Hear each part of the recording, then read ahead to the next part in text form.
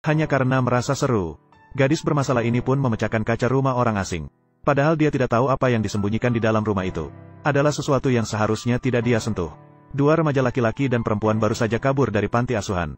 Awalnya hanya ingin mencuri makanan dan minuman, sambil mengambil beberapa barang kecil yang berharga. Namun, pemuda itu tiba-tiba membeku di tempat. Ini tidak terlihat seperti mainan pistol. Pemuda penakut itu ketakutan. Sementara gadis kecil justru sangat excited, karena dia menemukan senjata besar lagi. Segera tembakan menarik perhatian polisi patroli. Namun gadis itu merasa belum puas bermain. Daripada hanya bersenang-senang sendiri, apakah menembak polisi akan lebih menyenangkan?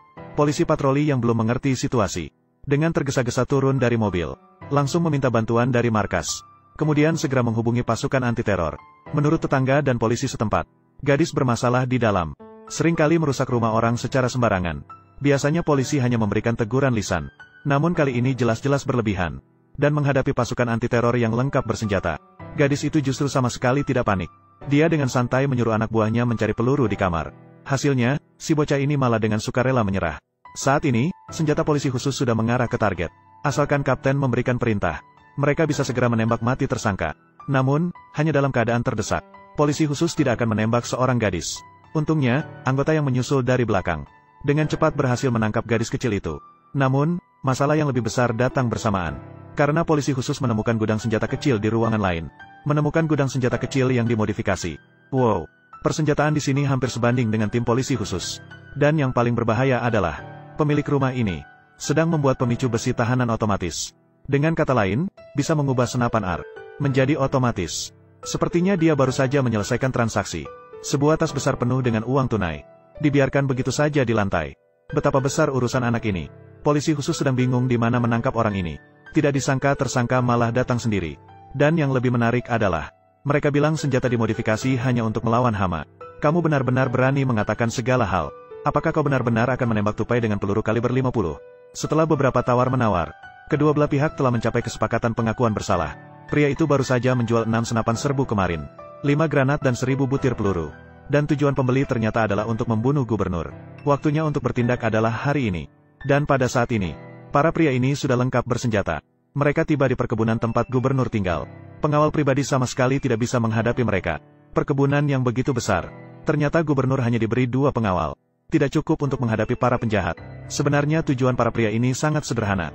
Mereka ingin merdeka. Ingin hak asasi manusia. Yang paling penting adalah tidak ingin membayar pajak kepada pemerintah. Hanya ingin menentukan segalanya sendiri. Menurut mereka, mereka menyebut tindakan bodoh ini sebagai perlawanan terhadap pemerintah yang zalim. Seperti pria yang ingin membakar gubernur secara langsung. Pasukan anti-terorisme juga tiba dengan helikopter. Selanjutnya, kedua belah pihak bertempur sengit. Namun kemampuan menembak para penjahat tidak sebanding dengan pasukan khusus. Setelah pertempuran sengit lainnya, para penjahat menculik gubernur dan bersembunyi di dalam rumah.